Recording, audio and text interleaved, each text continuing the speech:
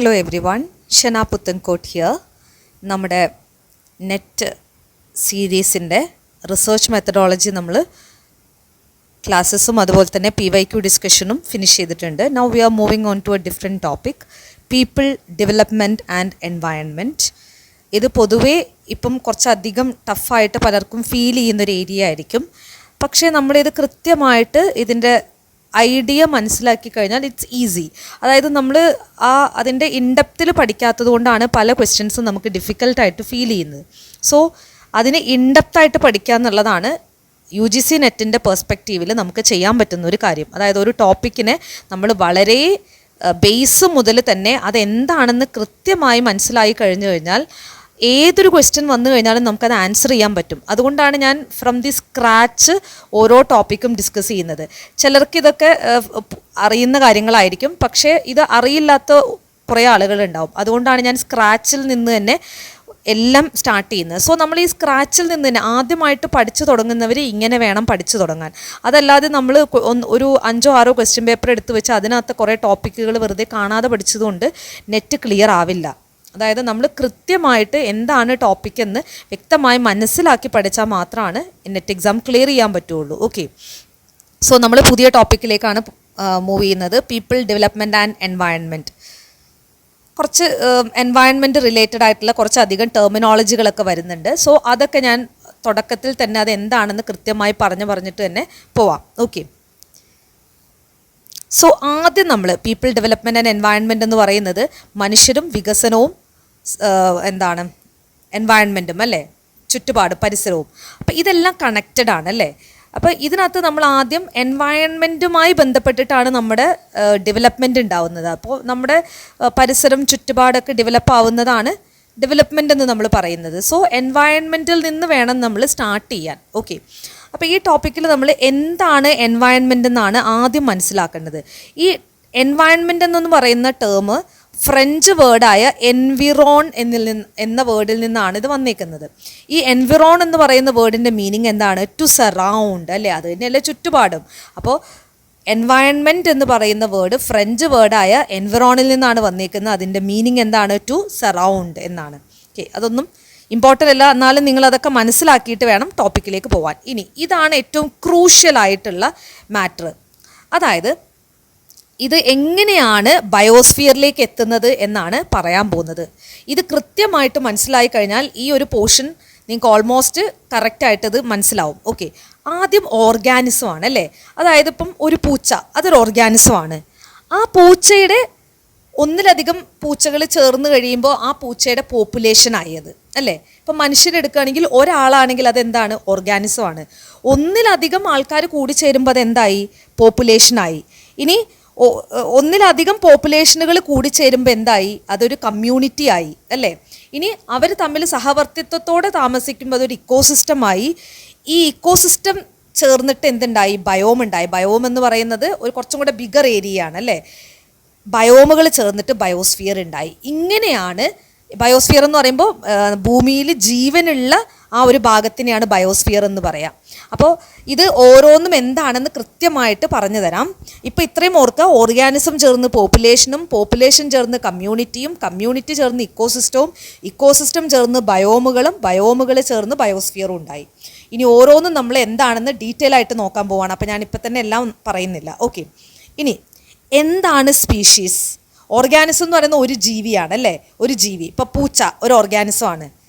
ഇനി നമ്മൾ പൂച്ചേനെയും പുലിനെയും കമ്പയർ ചെയ്യുകയാണെങ്കിൽ രണ്ടും റിസംബിൾ ചെയ്യുന്നുണ്ട് അല്ലേ. കുറേ ഫീച്ചേഴ്സ് അതിന് ഒരേപോലെ ഉണ്ട്. അപ്പോൾ അതിന് നമുക്ക് ഒരേ സ്പീഷീസ് ആണെന്ന് പറയാം അല്ലേ.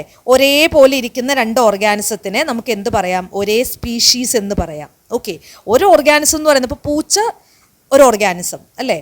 പൂച്ച പുലി എന്ന് പറയുമ്പോൾ എന്തായി? അത് സ്പീഷീസായി. കാരണം എന്താണ്?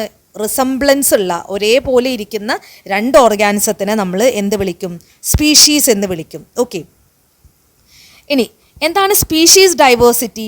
Total number of species and their relative abundance, അതായത് എത്ര സ്പീഷീസ് ഉണ്ട്, അതിന് എത്രത്തോളം അബണ്ടൻസ് ഉണ്ട്. അതായത് റിലേറ്റീവ് അബണ്ടൻസ് എന്ന് പറയുന്നത് മറ്റതിനെ കമ്പയർ ചെയ്ത് ഇത് എത്രത്തോളം കൂടുതലുണ്ട് എന്നുള്ളതിൻ്റെ കണക്കാണ് നമ്മൾ സ്പീഷീസ് ഡൈവേഴ്സിറ്റി എന്ന് പറയുന്നത്. ഒരു സ്പീഷീസ് അതിനെ മറ്റ് സ്പീഷീസുമായിട്ട് കമ്പയർ ചെയ്യുമ്പോൾ അത് എത്രത്തോളം നമ്പർ ഉണ്ട് എന്നുള്ളതിൻ്റെ മെഷർമെൻ്റാണ് സ്പീഷീസ് ഡൈവേഴ്സിറ്റി എന്ന് പറയുന്നത്. അതായത് total number of species and their relative abundance. Okay, ഇനി species can be divided as keystone species and critical link species. അപ്പോൾ എന്താണ് കീസ്റ്റോൺ സ്പീഷീസ്? കീസ്റ്റോൺ സ്പീഷീസ് എന്ന് പറയുന്നത് is a species that has significant and disproportionately large influence on community structure and characteristics. ഏതെങ്കിലും ഒരു സ്പീഷീസിന് അതിൻ്റെ ചുറ്റുപാടുമായിട്ട് വളരെയധികം influence ഉണ്ടെങ്കിൽ അതിനെ നമ്മൾ കീസ്റ്റോൺ സ്പീഷീസ് എന്നാണ് പറയുക. അതായത് ഒരു കമ്മ്യൂണിറ്റി എടുത്ത് നോക്കുമ്പോൾ അതിനകത്ത് ഏറ്റവും സ്വാധീനം ചെലുത്തുന്ന സ്പീഷീസിനെയാണ് നമ്മൾ കീസ്റ്റോൺ സ്പീഷീസ് എന്ന് പറയുക. അതായത് ഇപ്പം നമ്മളൊരു കുളം എടുക്കുകയാണെന്ന് വിചാരിച്ചോ, ആ കുളത്തിനകത്ത് ഏറ്റവും പ്രോമിനൻ്റ് ആയിട്ടുള്ള സ്പീഷീസിനെയാണ് നമ്മൾ കീസ്റ്റോൺ സ്പീഷീസ് എന്ന് പറയാം. ഓക്കെ, ഇപ്പോൾ ഒരു കാട് എടുക്കുകയാണെങ്കിൽ അവിടെ മരങ്ങളായിരിക്കും കീസ്റ്റോൺ സ്പീഷീസ് അല്ലേ. അപ്പോൾ അത് മാറിക്കൊണ്ടിരിക്കും ഓരോരോ കമ്മ്യൂണിറ്റിക്ക് അനുസരിച്ചിട്ട് അവിടെ ഏറ്റവും കൂടുതൽ സ്വാധീനം ചെലുത്തുന്ന സ്പീഷീസ് ഏതാണെന്നുള്ളത് മാറിക്കൊണ്ടിരിക്കും. അപ്പോൾ അങ്ങനെ ഒരു ഇക്കോസിസ്റ്റത്തിൽ ഏറ്റവും കൂടുതൽ സ്വാധീനം ചെലുത്തുന്ന ഓർഗാനിസത്തിനെ അല്ലെങ്കിൽ സ്പീഷീസിനെയാണ് നമ്മൾ കീസ്റ്റോൺ സ്പീഷീസ് എന്ന് പറയാം. ഓക്കെ, ഇനി critical link species. Critical link species are species that play an important role in supporting network species as pollinators, dispersal agents, absorption of or circulation of nutrients etcetera. അതായത് ഒരു ഇക്കോസിസ്റ്റത്തിൽ ഈ pollination ഇങ്ങനെയുള്ള പ്രവൃത്തികളൊക്കെ ചെയ്യുന്ന സ്പീഷീസിനെയാണ് critical link species എന്ന് പറയുന്നത്. ആ ഒരു particular കമ്മ്യൂണിറ്റിയുടെ എക്സിസ്റ്റൻസിന് അവർ വേണം.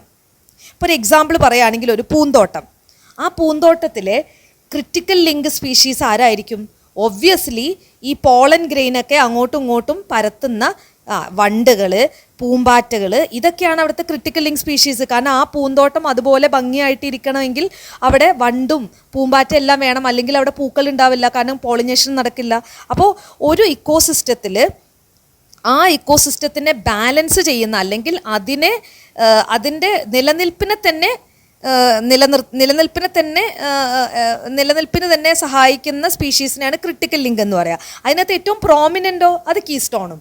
പ്രോമിനൻ്റ് എന്ന് പറയുമ്പോൾ ഏറ്റവും കൂടുതലുള്ളതാവാം, അതാണ് കീസ്റ്റോൺ എന്ന് പറയുന്നത്. ഓക്കെ, ക്രിട്ടിക്കൽ ലിങ്ക് എന്ന് പറയുന്നതോ അത് നിലനിർത്താൻ സഹായിക്കുന്ന സ്പീഷീസാണ്. കീസ്റ്റോൺ എന്ന് പറയുന്നത് ഏറ്റവും കൂടുതലുള്ളതാവാം അല്ലെങ്കിൽ ലാർജ് നമ്പർ അല്ലേ. ഇപ്പോൾ ഒരു പൂന്തോട്ടത്തിൽ ഏറ്റവും കൂടുതലുള്ളത് എന്താണ്? പൂക്കളാണ് അല്ലെങ്കിൽ ചെടികളാണ്. അപ്പോൾ ചെടികളാണ് അവിടുത്തെ കീസ്റ്റോൺ സ്പീഷീസ്. ഇനി അവിടുത്തെ ക്രിട്ടിക്കൽ ലിങ്ക് സ്പീഷീസോ ആ പൂന്തോട്ടത്തിന് അങ്ങനെ നിലനിർത്താൻ സഹായിക്കുന്നത് എന്താണ്? അവിടുത്തെ വണ്ടുകളും പൂമ്പാറ്റകളുമാണ്. അപ്പോൾ അവിടുത്തെ ക്രിട്ടിക്കൽ ലിങ്ക് സ്പീഷീസ് എന്താണ്?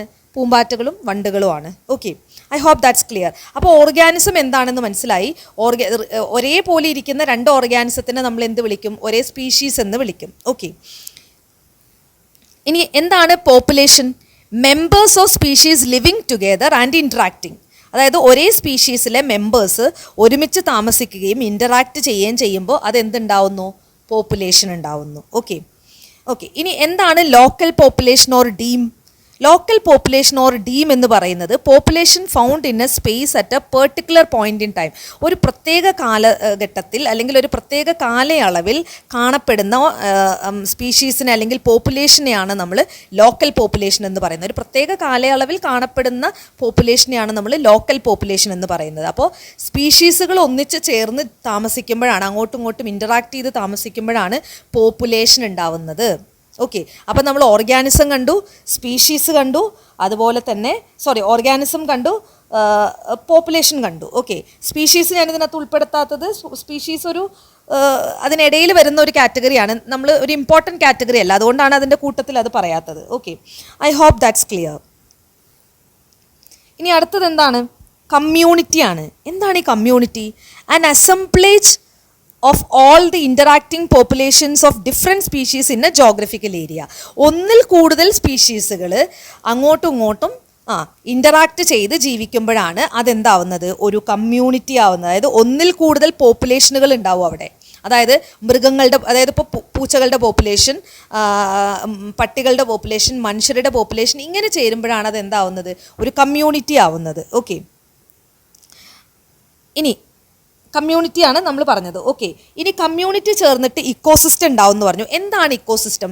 ഇക്കോസിസ്റ്റത്തിന് ഒരു ബെസ്റ്റ് എക്സാമ്പിളാണ് ഒരു കുളം എന്ന് പറയുന്നത്, അല്ലേ? കുളത്തിനകത്ത് മീനുകളുണ്ട്, തവളകളുണ്ട്, പിന്നെ ചെറിയ ചെറിയ പായലുകളുണ്ട്. അപ്പോൾ പല പോപ്പുലേഷൻസ് ചേർന്നിട്ട് അല്ലെങ്കിൽ ഒരു വലിയൊരു കമ്മ്യൂണിറ്റി അങ്ങോട്ടും ഇങ്ങോട്ടും ഹെൽപ്പ് ചെയ്ത് ജീവിക്കുന്നതിനെയാണ് ഇക്കോസിസ്റ്റം എന്ന് പറയാം. Okay, a community of organism and their physical environment interacting together. അതായത് കമ്മ്യൂണിറ്റിയും അവരുടെ ഫിസിക്കൽ എൻവയൺമെൻറ്റും പരസ്പരം ഇഴുകിച്ചേർന്ന് താമസിക്കുന്നതിനെയാണ് ഇക്കോസിസ്റ്റം എന്ന് പറയുക. കമ്മ്യൂണിറ്റി എന്ന് പറയുന്നത് ഈ പറയുന്ന പോപ്പുലേഷൻസ് എല്ലാം അസംബിൾ ചെയ്യുന്നതാണ് കമ്മ്യൂണിറ്റി. ഇനി ഈ കമ്മ്യൂണിറ്റി അതിൻ്റെ ഫിസിക്കൽ എൻവയൺമെൻറ്റുമായിട്ടും കൂടി ഇൻറ്ററാക്ട് ചെയ്യുകയാണെങ്കിൽ അതിനെ നമ്മൾ ഇക്കോസിസ്റ്റം എന്ന് വിളിക്കും. ഓക്കെ, ഈ ഇക്കോസിസ്റ്റം എന്ന് പറയുന്ന ടേം ഡിഫൈൻ ചെയ്തത് ആർതർ ടാൻസ്ലിയാണ് ഇൻ 1935. അത് ഇമ്പോർട്ടൻ്റ് ആണ്. ആർതർ ടാൻസ്ലി 1935 ഇക്കോസിസ്റ്റം എന്ന് പറയുന്ന ഒരു ടേം കോയിൻ ചെയ്യുന്നത്. ഓക്കെ, ഇനി there are two types of ecosystem, open ecosystem and closed ecosystem. Open ecosystem എന്താണ്? Free exchange of energy and matter with the outside world. അതായത് ചില ഇക്കോസിസ്റ്റം ക്ലോസ്ഡ് ആയിരിക്കും, ചിലത് ഓപ്പൺ ആയിരിക്കും. അതായത് ഇപ്പം ഒരു അക്വേറിയം എടുക്കുകയാണെന്ന് വിചാരിച്ചോ. അക്വേറിയം, നമ്മുടെ റൂമിനകത്തുള്ള ഒരു അക്വേറിയം, അതൊരു ഇക്കോസിസ്റ്റമാണ്. കാരണം അതിനകത്ത് മീനുകളുണ്ട്, അല്ലേ? നമ്മൾ കുറേ അധികം സംഭവങ്ങളൊക്കെ ഇടും, പല ടൈപ്പ് ഓഫ് മീനുകളുണ്ട്, കുറച്ച് പായലുകളൊക്കെ കൊണ്ട് ഇടും നമ്മൾ, അല്ലേ? അപ്പോൾ അതൊരു ഇക്കോസിസ്റ്റമാണ്. അതൊരു ക്ലോസ്ഡ് ഇക്കോസിസ്റ്റമാണ്. കാരണം അതിൻ്റെ എനർജി ചേഞ്ച് അല്ലെങ്കിൽ എനർജി ട്രാൻസ്ഫർ ആ അക്വേറിയത്തിനകത്ത് മാത്രമേ ഉള്ളൂ, അല്ലേ? അതിൻ്റെ പുറത്തേക്ക് എനർജി ട്രാൻസ്ഫർ നടക്കുന്നില്ല. അപ്പോൾ പുറത്തേക്ക് എനർജി ട്രാൻസ്ഫർ നടക്കുന്നുണ്ടെങ്കിൽ അത് ഓപ്പൺ ഇക്കോസിസ്റ്റവും, ആ ഇക്കോസിസ്റ്റത്തിനകത്ത് മാത്രമാണ് പരസ്പരം എനർജികൾ അങ്ങോട്ടും ഇങ്ങോട്ടും ട്രാൻസ്ഫർ ചെയ്യുന്നതെങ്കിൽ അത് ക്ലോസ്ഡ് ഇക്കോസിസ്റ്റവുമാണ് എന്ന് മനസ്സിലാക്കുക. ഓക്കെ, അടുത്ത ടേമാണ് ഇക്കോട്ടോൺ എന്ന് പറയുന്നത്. അതായത് ഇപ്പം വലിയൊരു കാട് തീർന്നിട്ട് പിന്നെ ഒരു പുൽമേട് ആരംഭിക്കുകയെന്ന് വിചാരിച്ചോ, അതിനെയാണ് നമ്മൾ ഇക്കോട്ടോൺ എന്ന് പറയാം. Transitional area of vegetation between two different plant communities. അതായത് വലിയൊരു കാട്, അല്ലേ, നിബിഡമായ ഒരു വനം കഴിഞ്ഞിട്ട് ഒരു പുൽമേട് തുടങ്ങുകയാണെന്ന് വിചാരിച്ചു. അപ്പോൾ വനം എന്ന് പറയുന്നത് ഒരു ഡിഫറെൻറ്റ് പ്ലാന്റ് കമ്മ്യൂണിറ്റിയാണ്, അല്ലേ? പുൽമേട് എന്ന് പറയുന്നത് പുല്ലാണ്, അത് ഒന്ന് ഗ്രാസും ഒന്ന് ട്രീയും ആണ്, അല്ലേ?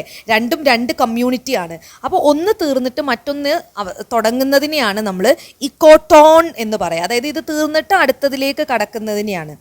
ഇനി എഡ്ജ് ഇഫക്റ്റ്, ഇതുമായി ചേർന്ന് മനസ്സിലാക്കേണ്ട ഒരു കാര്യമാണ്. എഡ്ജ് ഇഫക്റ്റ് എന്ന് പറയുന്നത് ഈ രണ്ട് ബോർഡറിങ് കമ്മ്യൂണിറ്റിക്കും പരസ്പരം ഇൻഫ്ലുവൻസ് ഉണ്ടാവും. അതായത് ഇപ്പോൾ നമ്മൾ നദി ചേർന്ന് കടലിലേക്ക് പ്രവേശിക്കുമ്പോൾ ആ നദിയും കടലും ചേരുന്ന ആ ഭാഗത്തൊരു ഇൻഫ്ലുവൻസ് ഉണ്ടല്ലോ, അതിനെ നമ്മൾ എഡ്ജ് ഇഫക്റ്റ് എന്ന് പറയും. ഇപ്പോൾ ഇവിടെ അതേപോലെ രണ്ട് കമ്മ്യൂണിറ്റികൾ കമ്പൈൻ ചെയ്യുമ്പോൾ അതിൻ്റെ എഡ്ജിൽ ഉണ്ടാവുന്നതിന് ചെറിയ ഇതുണ്ടാവും, അല്ലേ? നമ്മളിപ്പോൾ ഒരു സാധനം മറ്റേതുമായിട്ട് മിക്സ് ചെയ്യുമ്പോൾ ആ രണ്ട് എഡ്ജും തമ്മിലൊരു ഇൻഫ്ലുവൻസ് ഉണ്ടാവും. അതിനെയാണ് നമ്മൾ എഡ്ജ് ഇഫക്റ്റ് എന്ന് പറയാം. Very simple. ഇനി നെക്സ്റ്റ് ഈസ് ബയോം. ഇക്കോസിസ്റ്റം ചേർന്നിട്ട് ബയോം ഉണ്ടാവുന്നല്ലേ പറഞ്ഞത്. അപ്പോൾ ഓർഗാനിസം ചേർന്നിട്ട് പോപ്പുലേഷൻ ഉണ്ടാവുന്നു, പോപ്പുലേഷൻ ചേർന്ന് കമ്മ്യൂണിറ്റി ഉണ്ടാവുന്നു, കമ്മ്യൂണിറ്റി ചേർന്ന് ഇക്കോസിസ്റ്റം ഉണ്ടാവുന്നു. ഇനി ഇക്കോസിസ്റ്റം ചേർന്നിട്ട് ബയോം ഉണ്ടാവുന്നു. അപ്പോൾ എന്താണ് ഈ biome? Large geographical area with a distinct climate, vegetation and animal life. ഇപ്പോൾ കേരളം ഒരു ബയോമാണ്. അതായത് ഒരു ലാർജ് ജോഗ്രഫിക്കൽ ഏരിയ, ഒരു പ്രത്യേക കാലാവസ്ഥയുള്ള പ്രത്യേക വെജിറ്റേഷൻ എന്ന് പറയുമ്പോൾ എന്താണ്? പ്ലാന്റ് കമ്മ്യൂണിറ്റി, അല്ലേ? അതുള്ള ആനിമൽ ലൈഫുള്ള, അല്ലേ? ഇപ്പോൾ കേരളത്തിൻ്റെ അതേ വെജിറ്റേഷൻ അല്ല തമിഴ്നാടിനുള്ള, അല്ലെങ്കിൽ കേരളത്തിൻ്റെ രാജസ്ഥാൻ്റെ ഡിഫറെൻ്റ് ആണ്. അപ്പോൾ അത് രണ്ടും രണ്ട് ബയോമുകളാണ്, അല്ലേ? അപ്പോൾ ഒരു വലിയ ജോഗ്രഫിക്കൽ ഏരിയ, ഒരേ ക്ലൈമറ്റ് ഉള്ള ഒരു വലിയ ജോഗ്രഫിക്കൽ ഏരിയക്കാണ് നമ്മൾ ബയോം എന്ന് പറയാം. ഇനി ബയോമുകൾ ചേർന്ന് എന്തുണ്ടാവും എന്നാണ് പറഞ്ഞത്? ബയോസ്ഫിയർ. എന്താണ് ബയോസ്ഫിയർ എന്ന് പറയുന്നത്? ഭൂമിയിൽ ജീവനുള്ള ഏരിയക്കാണ് നമ്മൾ ബയോസ്ഫിയർ എന്ന് പറയുക, അല്ലേ? ഭൂമിയിൽ ജീവനുള്ള ആ ഒരു ഏരിയക്കാണ് നമ്മൾ ബയോസ്ഫിയർ എന്ന് പറയുക. The part of earth wear life exist എന്നാണ് നമ്മൾ മനസ്സിലാക്കേണ്ടത്. It includes living organism and non living objects that support them. അതായത് ബയോസ്ഫിയർ എന്ന് പറയുമ്പോൾ ജീവനുള്ള വസ്തുക്കൾ എന്ന് മാത്രം ചിന്തിക്കരുത്. അതായത് ജീവനുള്ള വസ്തുക്കളും ആ ജീവനുള്ള വസ്തുക്കളെ നിലനിർത്താൻ സഹായിക്കുന്ന നോൺ ലിവിങ് തിങ്സും. അതായത് ഒരു എക്സാമ്പിൾ പറയുകയാണെങ്കിൽ നമുക്കിപ്പോൾ ജീവിക്കാൻ എന്ത് വേണം? എയർ വേണം. എയർ ഒരു നോൺ ലിവിങ് തിങ്ങാണ്. നമുക്ക് ജീവിക്കാൻ വെള്ളം വേണം. വെള്ളം ഒരു നോൺ ലിവിങ് തിങ്ങാണ്. അപ്പോൾ വെള്ളം, ലാൻഡ്, എയർ, ഇതെല്ലാം ബയോസ്ഫിയറിൽ വരും. അപ്പം മനുഷ്യർ, മൃഗങ്ങൾ, പക്ഷികൾ, ലാൻഡ്, എയർ, വാട്ടർ, ഇതെല്ലാം ചേരുന്നതാണ് എന്ത് ബയോസ്ഫിയർ എന്ന് പറയുന്നത്. അതായത് ജീവൻ നിലനിർത്താൻ സഹായകമാകുന്ന കാര്യങ്ങളും ജീവനും ചേർന്നതാണ് ബയോസ്ഫിയർ എന്ന് പറയുന്നത്. ഭൂമിയുടെ ആ ഒരു ഭാഗത്തിനെയാണ് നമ്മൾ ബയോസ്ഫിയർ എന്ന് വിളിക്കാം. ഓക്കെ, അടുത്തത് ഇക്കോളജിയാണ്. അപ്പോൾ നമ്മൾ ആ ഒരു ഇത് പഠിച്ചു അല്ലേ, ആ ചെയിൻ പഠിച്ചു, എങ്ങനെയാണ് അത് വരുന്നത് എന്നുള്ളത് പഠിച്ചു. ഇനി നമുക്ക് എന്താണ് ഇക്കോളജി എന്ന് നോക്കാം. ഓക്കെ, എന്താണ് ecology? It is a term coined by Ernest Haeckel in 1869. It deals with the study of organism in their natural home. അതായത് ഒരു ഓർഗാനിസത്തിനെ അതിൻ്റെ നാച്ചുറൽ ഹോമിൽ പഠിക്കുന്നതിനെയാണ് ഇക്കോളജി എന്ന് പറയാം. ഓക്കെ, ഇനി 2-3 ടേംസ് ഉണ്ട്, അത് നമ്മൾ അല്ലാതെ മനസ്സിലാക്കേണ്ടതാണ്. ഇക്കോളജിക്കൽ സക്സഷൻ എന്ന് പറയുന്നൊരു ടേം ഉണ്ട്. അതായത് ecosystem tends to change over a period due to seasonal environmental change.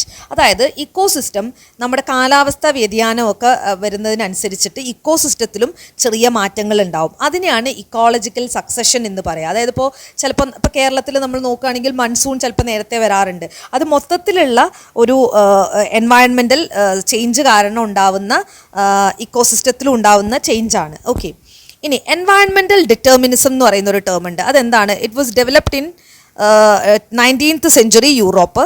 A belief that environment determines how a culture develop. അതായത് ഒരു കൾച്ചർ എങ്ങനെയാണ് ഡെവലപ്പ് ചെയ്യുന്നത് എന്നതിൽ എൻവയൺമെൻറ്റിന് നല്ലൊരു പങ്കുണ്ട് എന്നാണ് എൻവയൺമെൻറ്റൽ ഡിറ്റർമിനിസത്തിൽ വിശ്വസിക്കുന്ന ആളുകൾ ചിന്തിക്കുന്നത്. ഓക്കെ, അതായത് ഇപ്പം നമ്മൾ നോക്കിക്കഴിഞ്ഞാൽ നമുക്ക് അറിയാൻ പറ്റും. അതായത് തീരപ്രദേശത്ത് താമസിക്കുന്ന ആളുകളുടെ കൾച്ചറല്ല ടൗണിൽ താമസിക്കുന്ന ആളുകളെ. അപ്പോൾ അത് പറയുന്ന എന്താണെന്ന് വെച്ചിട്ടുണ്ടെങ്കിൽ എൻവയൺമെൻറ്റ് കൾച്ചറിനെ ഡിറ്റർമൈൻ ചെയ്യുന്നതാണ്. അതായത് ഓരോ കൾച്ചറും അതിൻ്റെ പ്രാദേശിക വ്യതിയാനത്തിനനുസരിച്ച് അല്ലെങ്കിൽ പ്രാദേശിക വ്യത്യാസത്തിനനുസരിച്ച് വ്യത്യാസപ്പെട്ടുകൊണ്ടിരിക്കും എന്നാണ് പറയുന്നത്.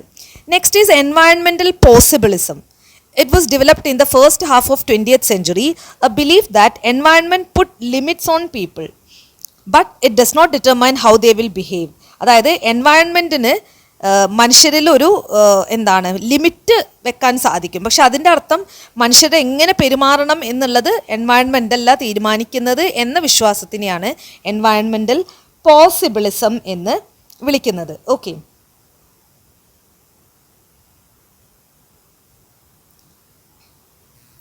Next is ecological footprint. Ecological footprint എന്ന് പറയുന്നത് measures human conception of natural resources in comparison to the earth's ecological capacity to regenerate them. അതായത് ഭൂമിക്ക് ഓരോ വസ്തുവും റീജനറേറ്റ് ചെയ്യുന്ന ഒരു കപ്പാസിറ്റി ഉണ്ട് അല്ലേ, അതിനൊരു ഒരു ഒരു ഒരു പരിധിയുണ്ട്. അതായത് ഇപ്പം നമ്മൾ എല്ലാ എയറും അല്ലെങ്കിൽ എല്ലാ വാട്ടറും അതൊക്കെ തീർക്കുകയാണെങ്കിൽ ഇത് റീജനറേറ്റ് ചെയ്യാൻ സമയമെടുക്കും അല്ലേ. ഇപ്പം കൽക്കരി അല്ലെങ്കിൽ കോള് അല്ലെങ്കിൽ ഈ പറയുന്ന പെട്രോളിയം ഇതൊക്കെ ഉൽപ്പാദിപ്പിക്കാൻ ഭൂമിക്ക് സാധിക്കും. പക്ഷേ ഇതിനൊരു സമയമെടുക്കും അല്ലെങ്കിൽ ഇതിനൊരു പരിധിയുണ്ട്. അപ്പോൾ ആ പരിധിയിൽ കൂടുതൽ എടുത്തു കഴിഞ്ഞാൽ അത് ബുദ്ധിമുട്ടാവും. അപ്പോൾ ഇക്കോളജിക്കൽ ഫുട് പ്രിൻ്റ് എന്ന് പറയുന്നത് എന്താണ്? മനുഷ്യർ എത്രത്തോളം നാച്ചുറൽ റിസോഴ്സാണ് കൺസ്യൂം ചെയ്യുന്നത് ഇൻ കമ്പാരിസൺ ടു എത്രത്തോളം എർത്തിന് അത് റീജനറേറ്റ് ചെയ്യാൻ പറ്റുന്നു. അത് നോക്കിയിട്ട് വേണം നമ്മൾ കൺസ്യൂം ചെയ്യാൻ അല്ലേ. ഇപ്പോൾ നമ്മൾ വീട്ടിലൊരു ആഹാരം ഉണ്ടാക്കി വെച്ചിട്ടുണ്ടെങ്കിൽ ഇനി എത്ര പേര് കഴിക്കാനുണ്ടെന്ന് നോക്കിയിട്ടല്ലേ നമ്മൾ എടുത്ത് കഴിക്കുക.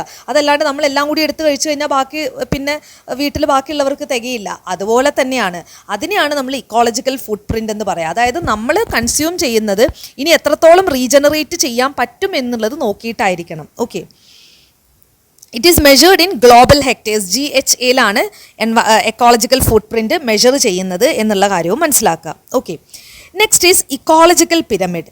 ഈ കോൺസെപ്റ്റ് ഡെവലപ്പ് ചെയ്തത് ചാൾസ് എൽട്ടൺ എന്ന് പറയുന്ന ഒരാളാണ്.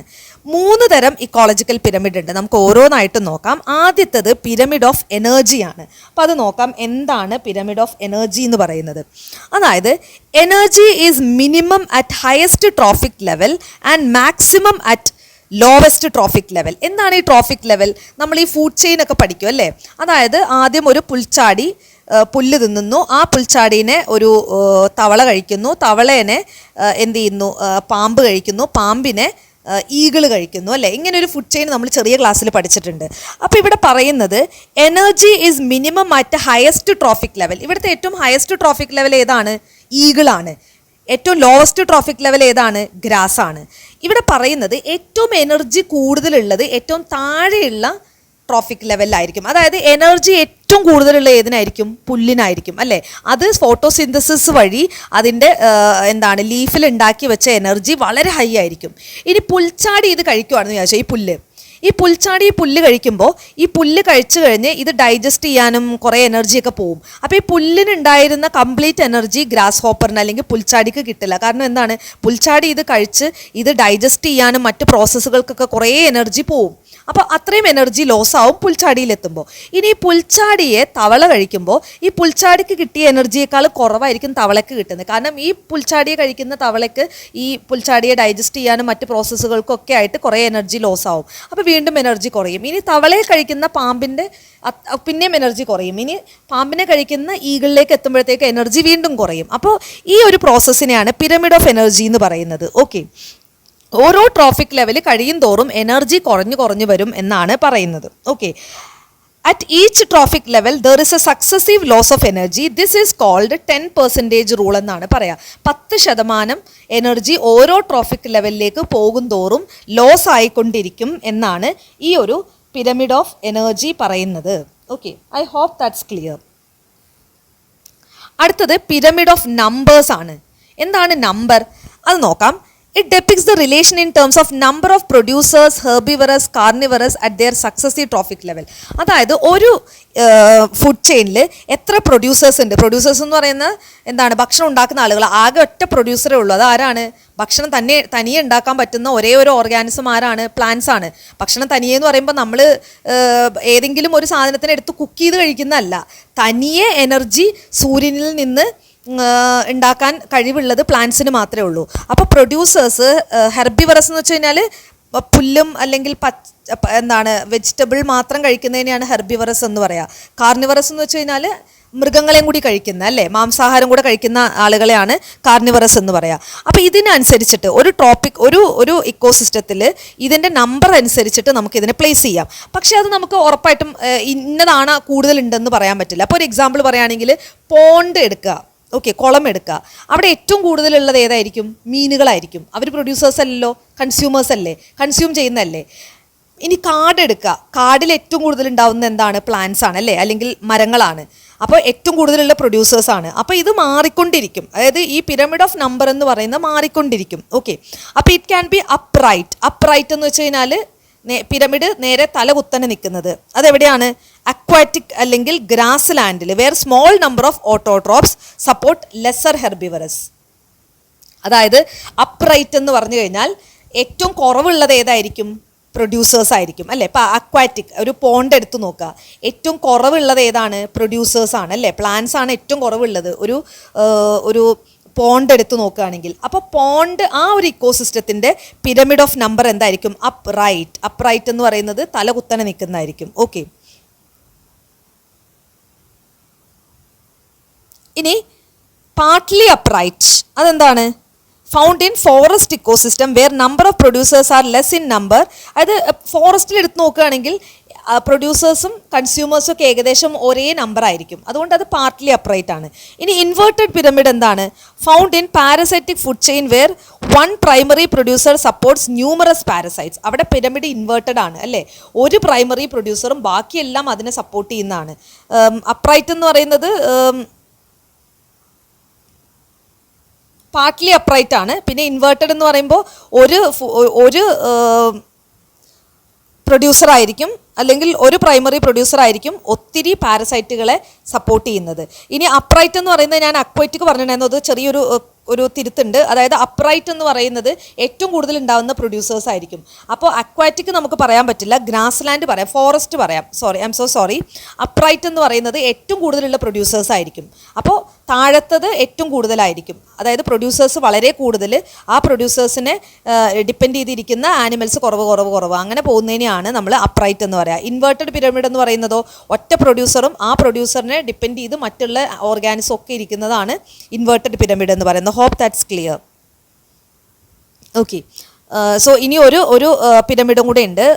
സോ അത് നമുക്ക് അടുത്ത ക്ലാസ്സിൽ പറയാം. Okay, thank you.